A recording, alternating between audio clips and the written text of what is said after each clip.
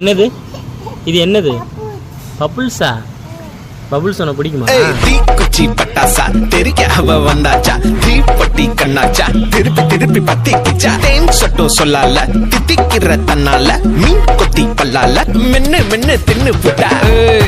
முசு பாத்தி கிடக்காட்டி எந்த கழுசான கலட்டாத, முசு பாத்தி கிடக்காட்டி எந்த கழுசான கலட்டாதே.